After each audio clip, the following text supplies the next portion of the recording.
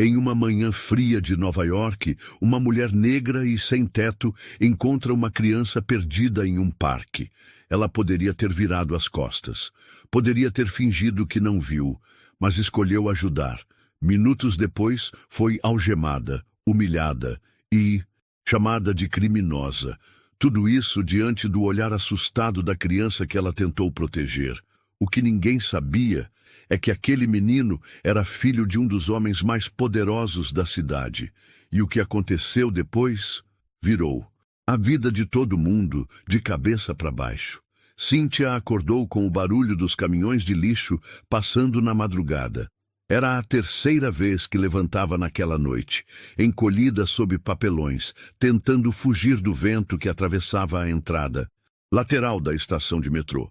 Tinha dormido, deitada entre dois sacos de roupas descartadas e uma grade enferrujada, embrulhada em dois cobertores sujos que encontrou semanas atrás. O frio já não doía. Ele queimava. Ao redor, outras silhuetas dormiam ou fingiam dormir. Gente como ela, que um dia teve endereço, mas perdeu tudo. Ninguém ali falava muito. A rua ensina o silêncio antes de ensinar o medo. Cynthia se sentou devagar. Tossiu. Sentia o peito pesado, uma tosse seca que ia e voltava havia semanas. Mas não podia ficar fraca. Na rua, fraqueza era convite para ser esquecida mais rápido ainda. Antes de cair ali, Cynthia era enfermeira. Trabalhava em hospital público no Bronx. Era dedicada, querida pelos colegas. Dividia um pequeno apartamento com a filha Camila, de 10 anos, e lutava sozinha para criar a menina com dignidade. Até que um acidente de trânsito tirou a vida de Camila numa manhã de chuva. Cynthia não suportou. Faltou ao trabalho, entrou em depressão. Perdeu o controle, perdeu o emprego e pouco tempo depois perdeu também o teto. Mas nunca perdeu o coração. Mesmo dormindo no chão gelado, nunca deixou de ajudar outros moradores de rua quando podia. Repartia o pouco que tinha. Escutava, amparava. Porque ela sabia, ninguém escolhe cair, mas alguns ainda escolhem ser bons. Naquela madrugada, o celular que ela usava apenas como lanterna estava sem bateria.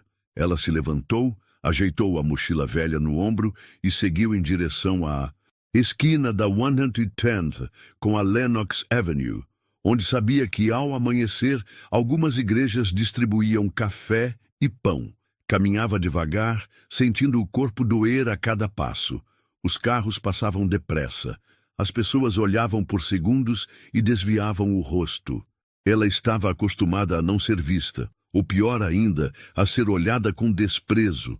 Mas mesmo assim, caminhava com a cabeça erguida, porque apesar da aparência, ela sabia quem era.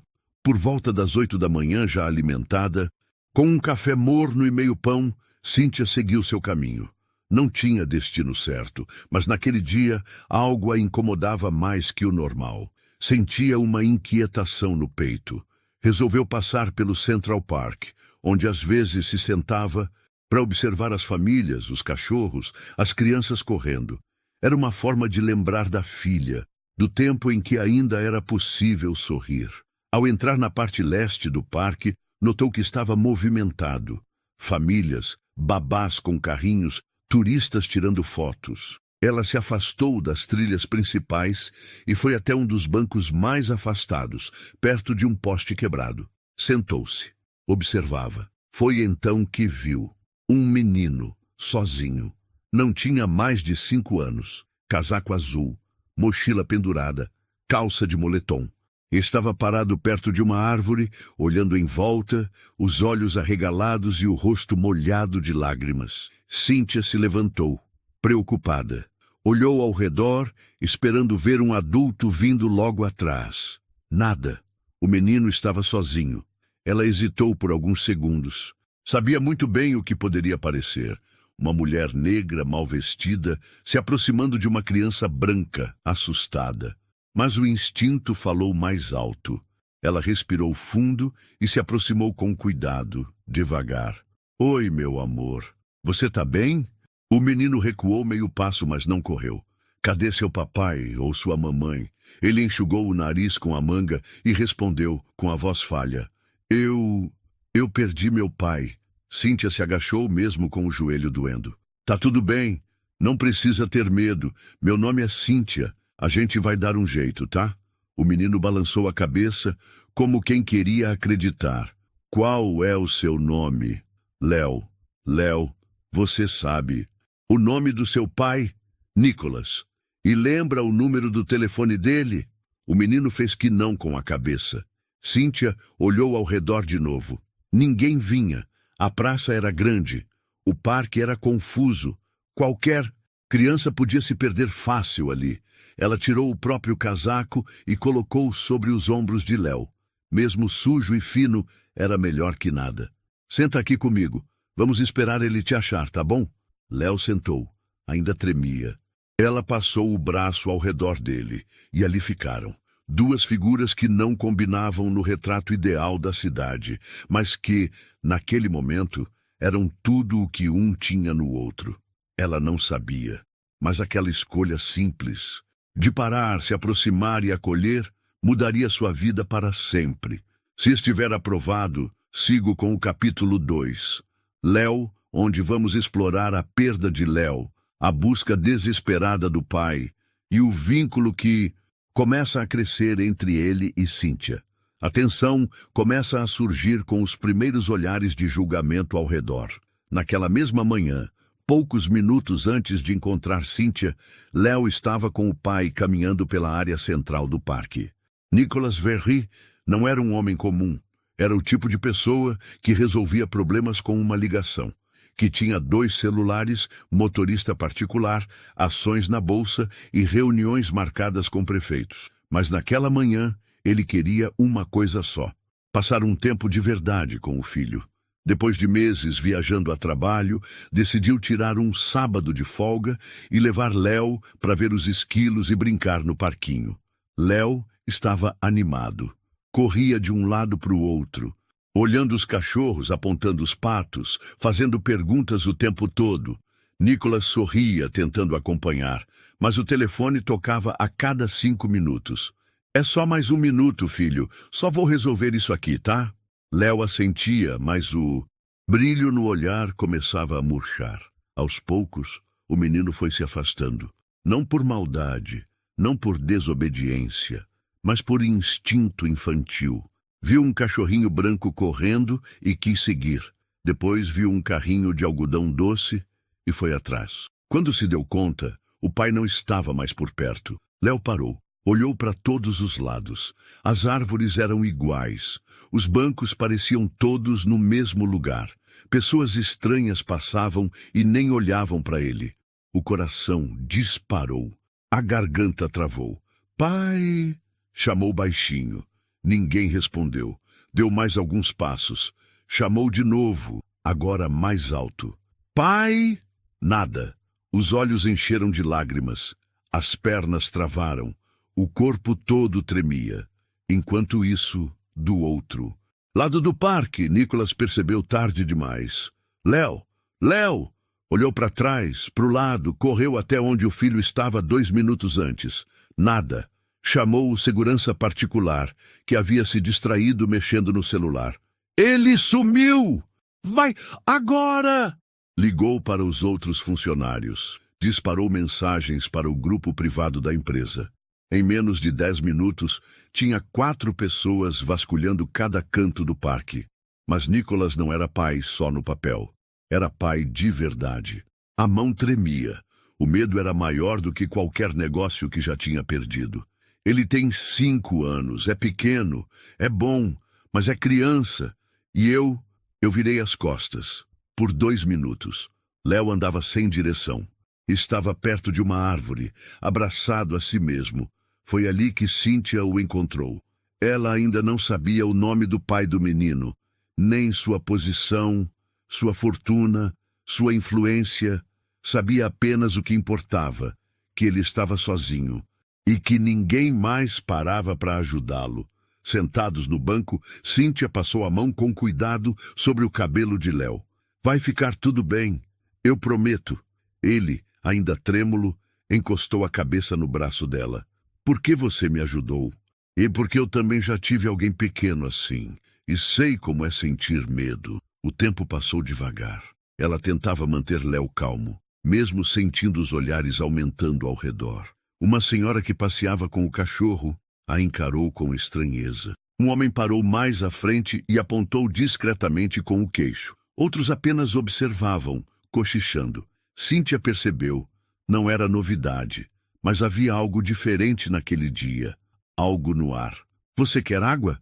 Ela perguntou. Léo balançou a cabeça. Ela abriu sua garrafinha. Ofereceu.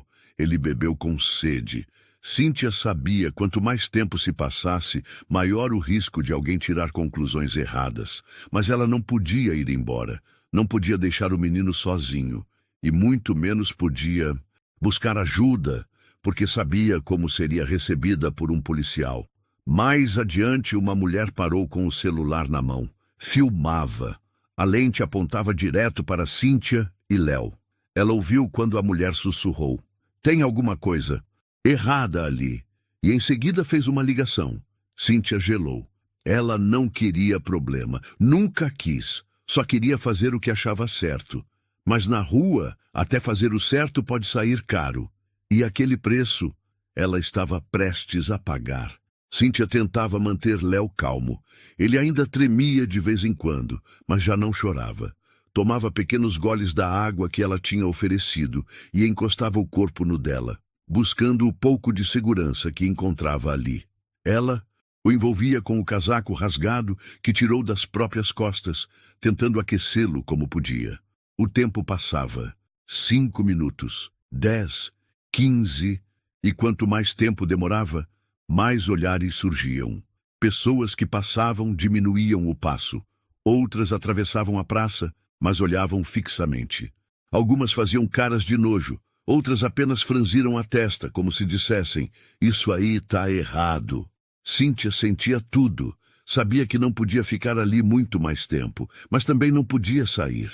Qualquer movimento errado e a situação podia virar contra ela. Ela se lembrava do que já tinha visto antes. Moradores de rua apanhando por parecerem suspeitos.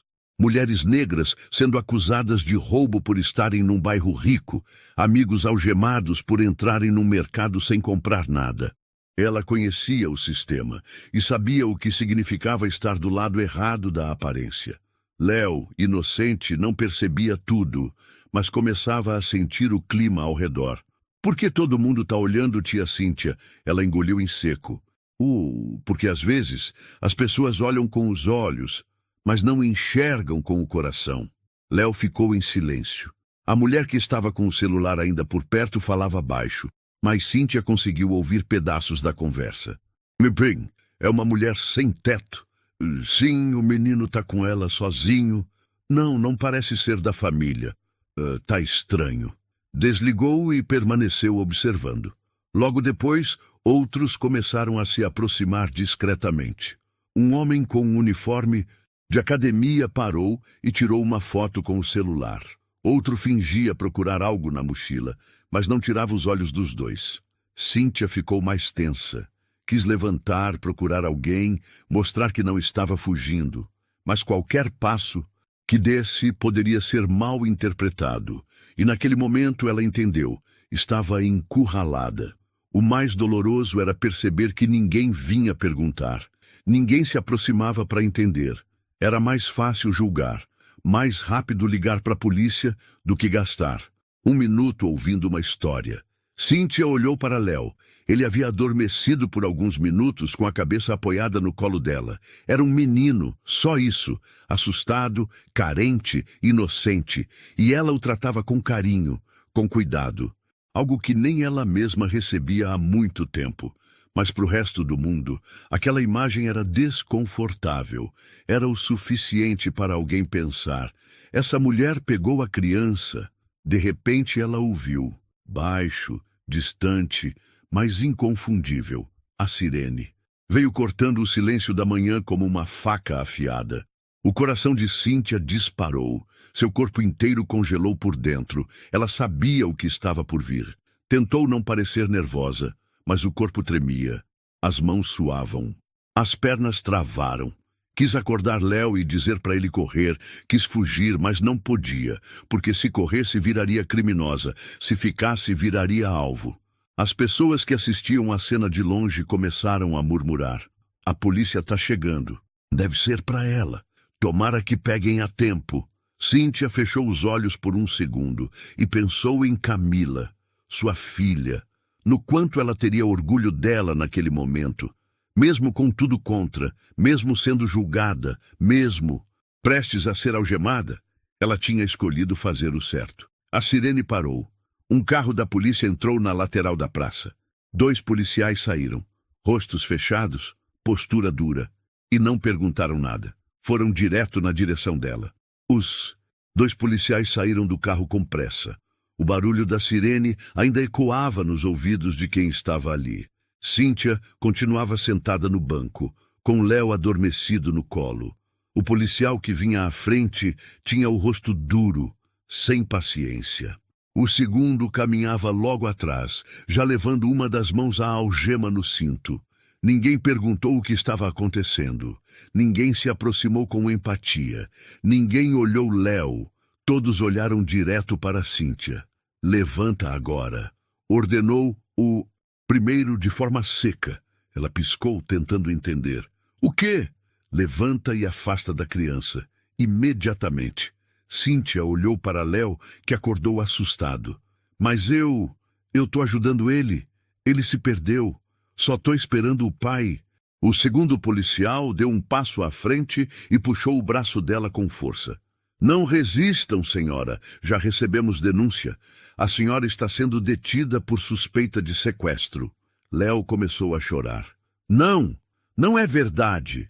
Ela me ajudou, ela me salvou, não faz isso. O policial tentou afastar Léo, mas o menino se agarrou à cintura de Cíntia com força. Ela tremia. Por favor, eu não fiz nada de errado. Eu só fiquei com ele porque ele estava com medo. Ele me chamou, mas nada do que ela dizia parecia ser ouvido. Uma multidão começou a se formar ao redor. Gente com celular na mão. Gente gravando.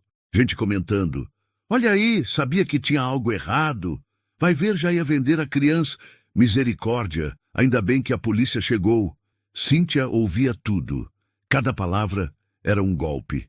Ela olhava para os policiais como quem pedia uma última chance de ser ouvida. Mas o som que veio depois foi o das algemas se fechando. Vocês estão machucando ela, gritou Léo. Ela estava me protegendo. O policial o afastou com uma das mãos. Fica calmo, garoto. Você está seguro agora. Mas eu já estava seguro com ela. Cadê meu pai? Meu pai vai ficar com raiva. Ninguém o escutava. Cíntia foi empurrada contra a viatura, a testa encostada no vidro frio. As mãos para trás, doendo. Lágrimas escorriam pelo rosto. Eu só quis ajudar.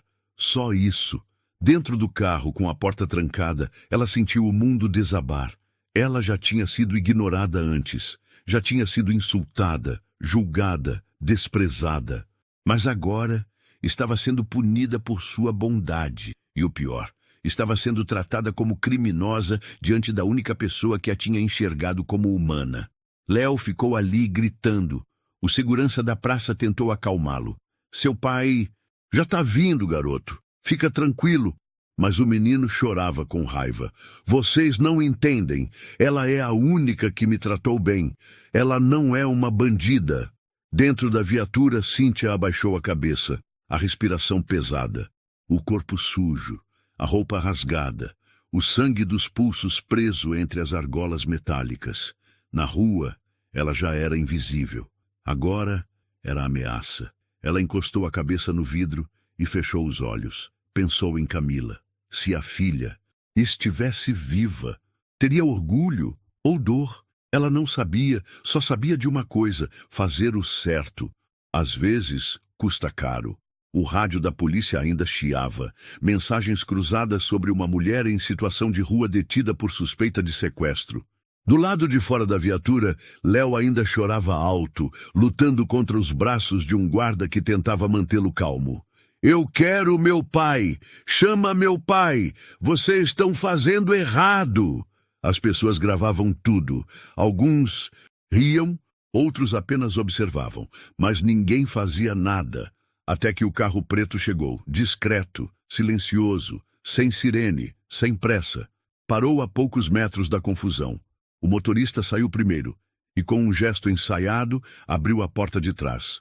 Nicolas Verri desceu, terno escuro, casaco longo, óculos escuros.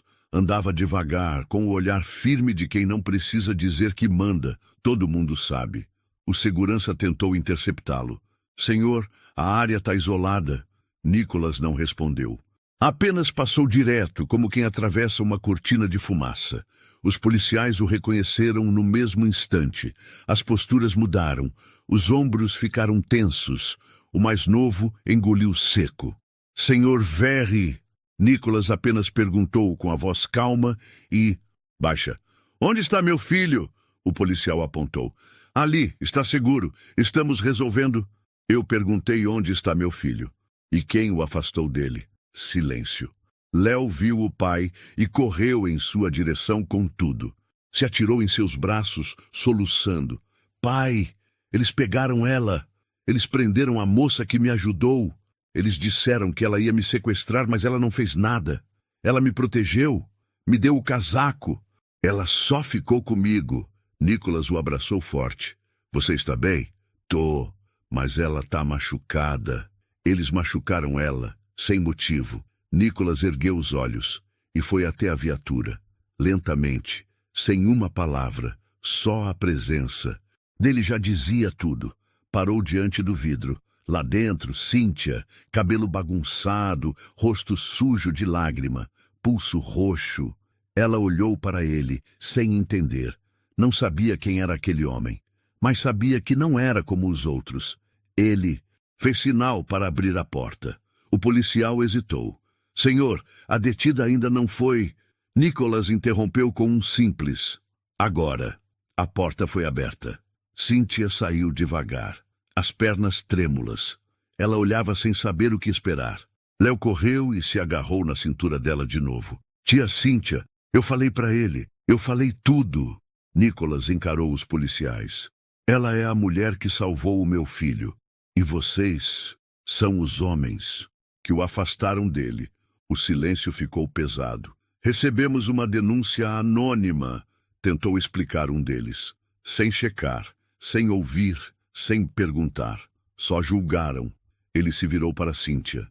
A senhora se machucou? Ela hesitou. Eles me jogaram no chão e me chamaram de sequestradora. Eu só estava tentando proteger o menino. Nicolas assentiu, como quem já tinha tudo o que precisava.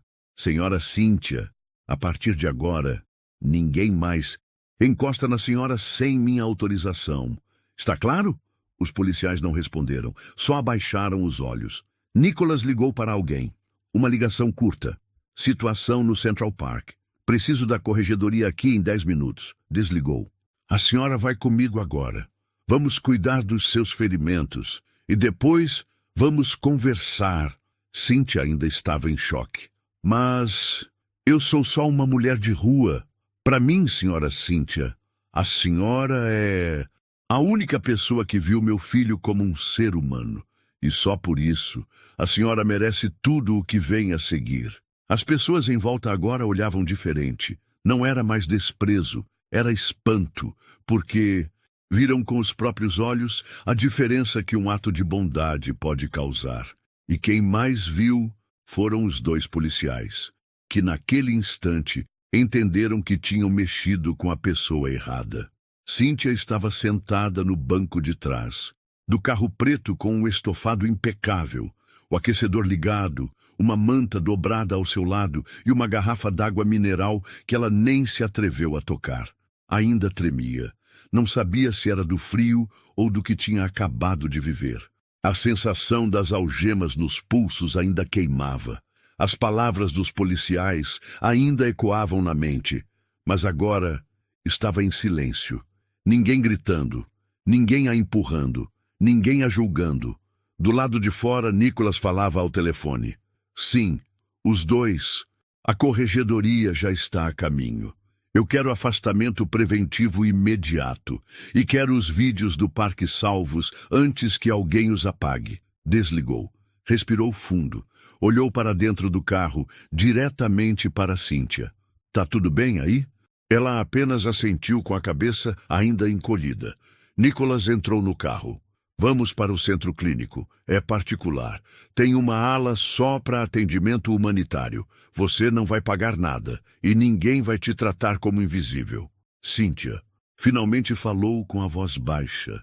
Por que tá fazendo isso por mim? Porque meu filho enxergou em você o que ninguém quis ver.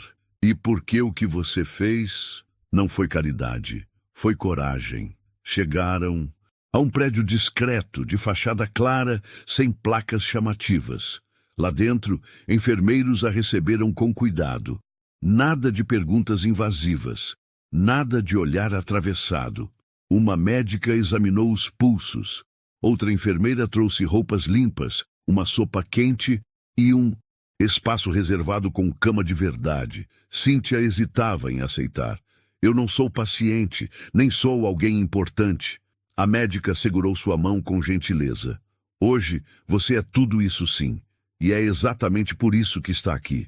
Enquanto recebia os primeiros cuidados, Nicholas aguardava na recepção. Digitava com calma no celular, resolvendo o que precisava ser resolvido. Em menos de 24 horas, os 2 policiais envolvidos na abordagem foram afastados. A gravação da viatura foi solicitada oficialmente. E a denúncia anônima rastreada. Nicholas não ameaçou ninguém. Não foi a imprensa. Mas o nome dele nos bastidores falava mais alto do que qualquer manchete. No fim da tarde, Cíntia saiu da sala médica vestindo roupas limpas e um casaco emprestado. Encontrou Nicholas sentado, tomando um café. Ele se levantou ao vê-la. Se sentindo melhor, ela assentiu. Nunca pensei que alguém como o senhor fosse acreditar em mim.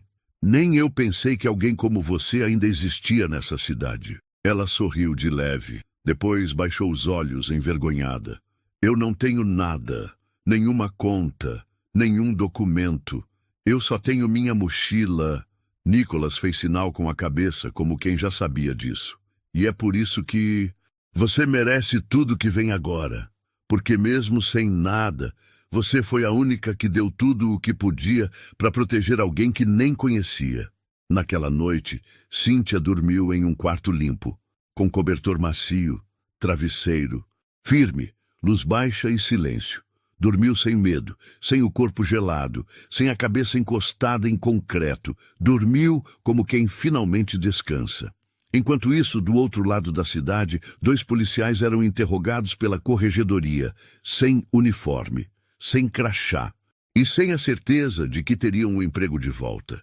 E tudo isso porque uma mulher invisível decidiu ver com o coração e um homem poderoso decidiu agir com justiça.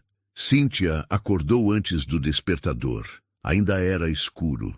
Mas ao abrir os olhos, soube que algo era diferente. Pela primeira vez em anos, ela sabia onde estava. Nenhum barulho de trem, nenhum grito na rua, nenhum policial dizendo circula.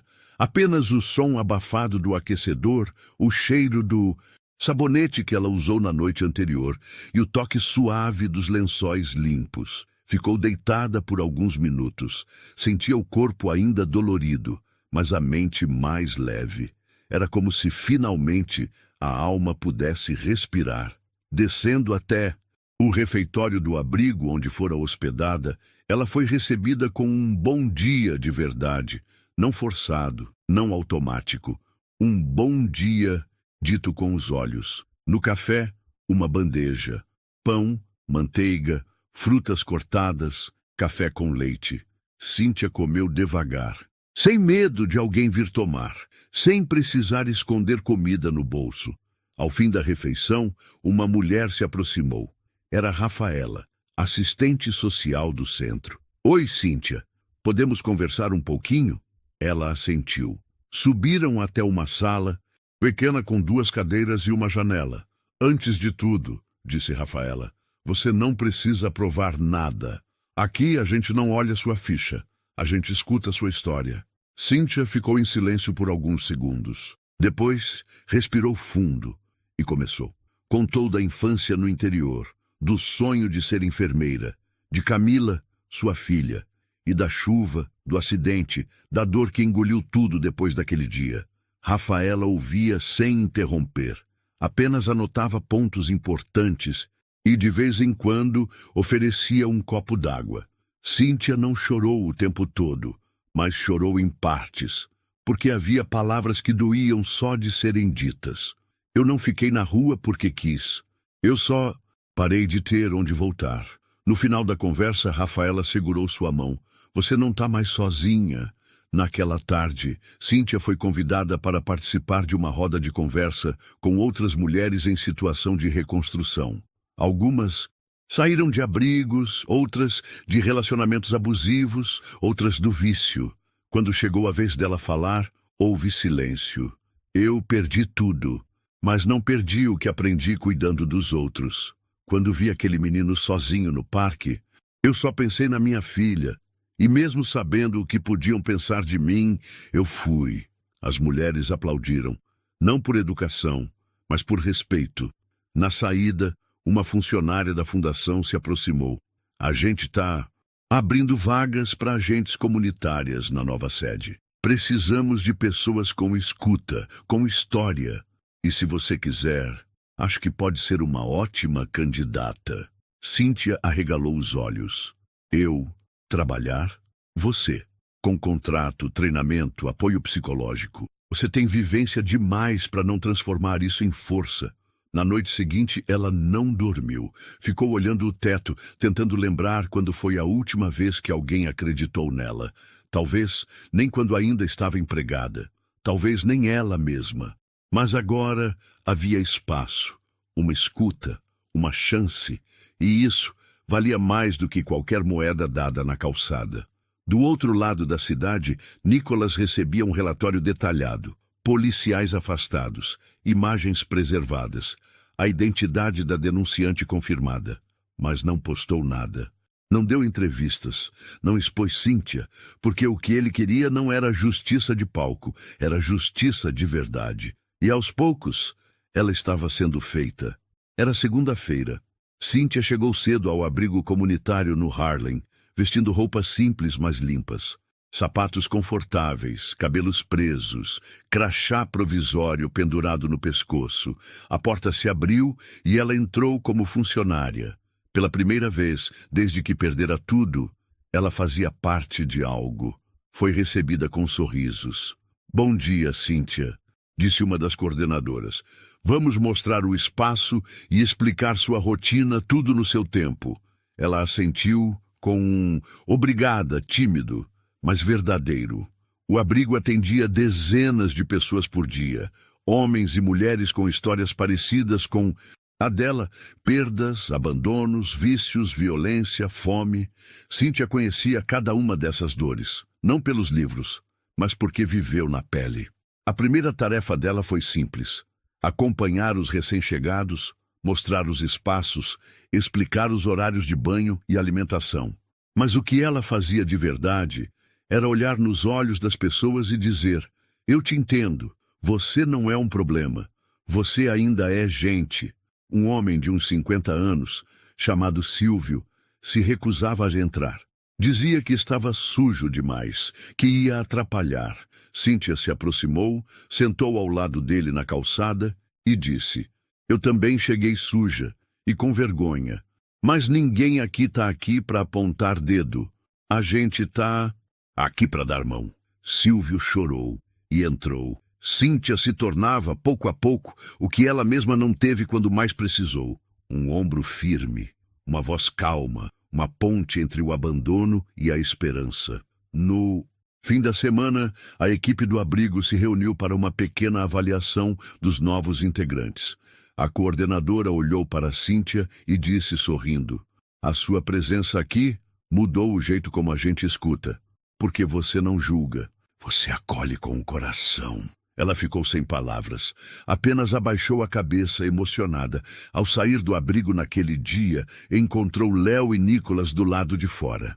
Léo correu até ela com um envelope nas mãos. Toma, tia Cíntia. Ela abriu. Era um desenho. Ela, Léo e uma casa ao fundo, com uma frase escrita em letra infantil. Você me achou. Agora eu te achei. Ela se ajoelhou e o abraçou forte. Obrigada, meu amor. Nicolas a observava em silêncio. Depois se aproximou e disse, já pensou em ter um lugar só seu? Ela o olhou surpresa. Lugar meu? Apartamento pequeno? Nada de luxo, mas seu? Escritura em seu nome. Já está pronto. É? Sua segunda chance, com chave na mão. Cíntia levou a mão à boca. As lágrimas vieram antes das palavras. Eu não sei se mereço. Merece sim, porque você escolheu ser boa quando ninguém te via. E agora o mundo está vendo você. Naquela noite, Cíntia entrou pela porta do pequeno apartamento no terceiro andar de um prédio simples. Cozinha americana, quarto com janela, um sofá e uma cama só dela. Encostou as costas na porta, ajoelhou-se no chão da sala e chorou. Chorou por tudo que perdeu. Chorou pelo que sobreviveu. Chorou pelo que agora tinha. Ali, naquele espaço silencioso, ela recomeçava de verdade. Cíntia, que um dia foi ignorada, agora era exemplo. E tudo começou porque ela, mesmo sem ter nada, decidiu ajudar. Era segunda-feira. Cíntia chegou cedo ao abrigo comunitário no Harlem, vestindo roupas simples, mas limpas. Sapatos confortáveis, cabelos presos, crachá provisório pendurado no pescoço. A porta se abriu e ela entrou como funcionária. Pela primeira vez, desde que perdera tudo, ela fazia parte de algo. Foi recebida com sorrisos. Bom dia, Cíntia, disse uma das coordenadoras. Vamos mostrar o espaço e explicar sua rotina, tudo no seu tempo. Ela assentiu com um obrigada tímido, mas verdadeiro. O abrigo atendia dezenas de pessoas por dia, homens e mulheres com histórias parecidas com a dela. Perdas, abandonos, vícios, violência, fome. Cíntia conhecia cada uma dessas dores, não pelos livros, mas porque viveu na pele.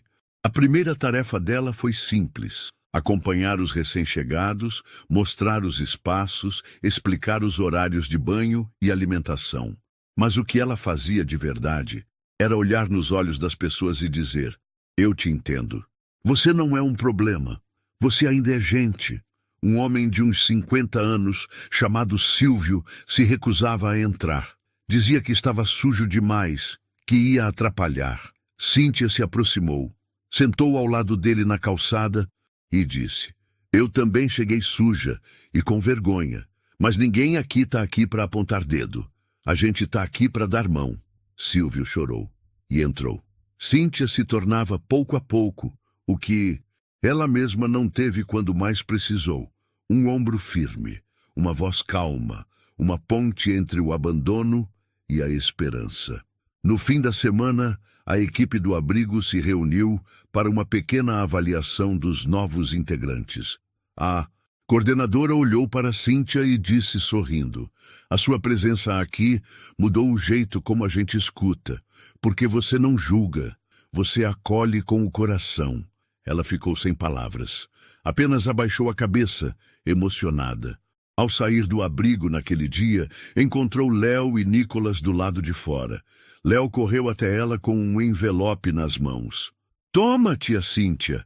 Ela abriu. Era um desenho. Ela, Léo e uma casa ao fundo, com uma frase escrita em letra infantil. Você me achou. Agora eu te achei. Ela se ajoelhou e o abraçou forte. Obrigada, meu amor. Nicolas a observava em silêncio. Depois se aproximou e disse: já pensou em ter um lugar só seu? Ela o olhou surpresa. Lugar meu? Apartamento pequeno, nada de luxo, mas seu. Escritura em seu nome. Já está pronto. É sua segunda chance, com chave na mão. Cíntia levou a mão à boca. As lágrimas vieram antes das palavras. Eu não sei se mereço. Merece sim, porque você escolheu ser boa quando ninguém te via. E agora, o mundo está vendo você. Naquela noite, Cíntia entrou pela porta do pequeno apartamento no terceiro andar de um prédio simples. Cozinha americana, quarto com janela, um sofá e uma cama só dela. Encostou as costas na porta, ajoelhou-se no chão da sala e chorou. Chorou por tudo que perdeu. Chorou pelo que sobreviveu. Chorou pelo que agora tinha. Ali, naquele espaço silencioso, ela recomeçava de verdade. Cíntia, que um dia foi ignorada, agora era exemplo. E tudo começou porque ela, mesmo sem ter nada, decidiu ajudar. Era uma terça-feira cinzenta quando Cíntia foi chamada ao prédio da Corregedoria de Polícia de Nova York. Ela hesitou. Estava com a vida em ordem pela primeira vez em anos. Será que valia a pena reabrir aquela ferida? Mas Nicholas foi claro. A justiça precisa ser feita. Não por vingança, mas para que outras Cíntias não passem pelo que você passou. Ela respirou fundo. Colocou uma calça social simples, camisa branca limpa, e foi. Na sala de audiências internas estavam os 2 policiais que haviam algemado ela. Rostos cansados, sem uniforme. A farda já não protegia. Ao lado deles, representantes da corregedoria, um promotor, um advogado público e Nicholas, sentado em silêncio, olhos atentos, presença que impunha respeito. Cíntia sentou-se do outro lado da sala. Não tremia mais, não chorava mais. Ela não era mais a mulher invisível com medo, era testemunha da própria verdade. O promotor abriu a sessão. Estamos aqui para revisar a conduta dos agentes envolvidos na abordagem de 14 de janeiro no Central Park, que resultou na prisão indevida da senhora Cíntia Souza. Foi direto ao ponto, citou os depoimentos, as imagens de câmeras corporais, os áudios da denúncia anônima, a gravação de Léo aos gritos.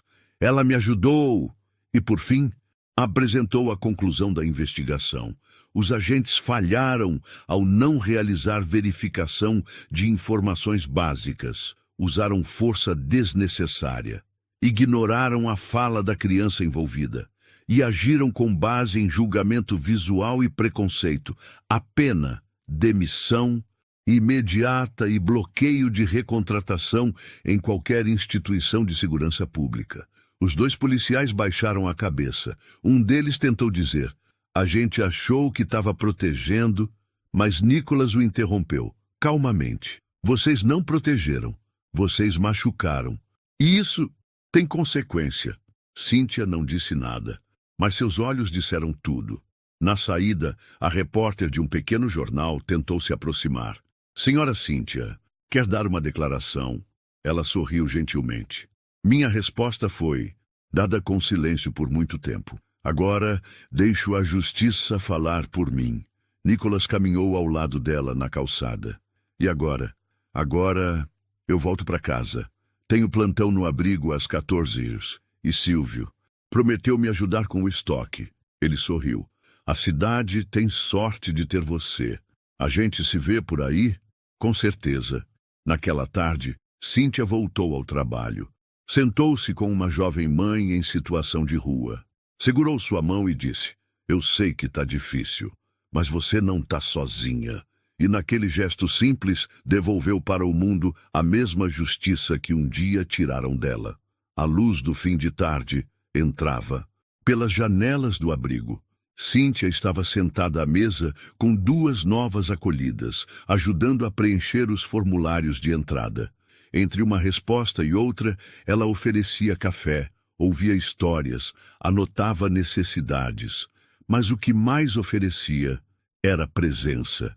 Ninguém ali sabia o que ela viveu, e ela também não fazia questão de contar, porque agora Cíntia não precisava provar mais nada. Ela tinha voz, tinha um nome e tinha um lugar no mundo. Do outro lado da cidade, Léo desenhava na mesa da cozinha com lápis de cor. Nicholas observava, silencioso. Pai, a Cíntia ainda é minha amiga? Ela sempre será. Léo sorriu e continuou o desenho. Era Cíntia, segurando a mão de uma criança. E, acima dela, escrito com letras tortas, gente boa merece final feliz. Na sexta-feira daquela semana, Cíntia chegou em casa, colocou as chaves na mesa e ligou o fogão. Fez arroz, ovo e um café forte. Jantou sozinha, mas não se sentia sozinha. A paz morava ali. Antes de dormir, se sentou na beira da cama, olhou para o teto e sussurrou: "Obrigada, Camila. Eu tô tentando ser a mãe que você merecia. E agora, eu acho que tô conseguindo." A vida dela não virou conto de fadas, mas virou uma história que vale a pena ser contada, porque no meio do caos, da pressa, da cidade que não dorme, uma mulher invisível foi vista e provou que ainda existe bondade no mundo. Mesmo que doa, mesmo que custe caro, a bondade sempre vence. E você, acredita que ainda existem pessoas boas no mundo? Se essa história tocou você, deixa aqui nos comentários a parte que mais te emocionou. E se ainda não se inscreveu no canal, faz isso agora, para não perder nenhuma das próximas histórias que vão transformar seu dia. Nos vemos no próximo vídeo.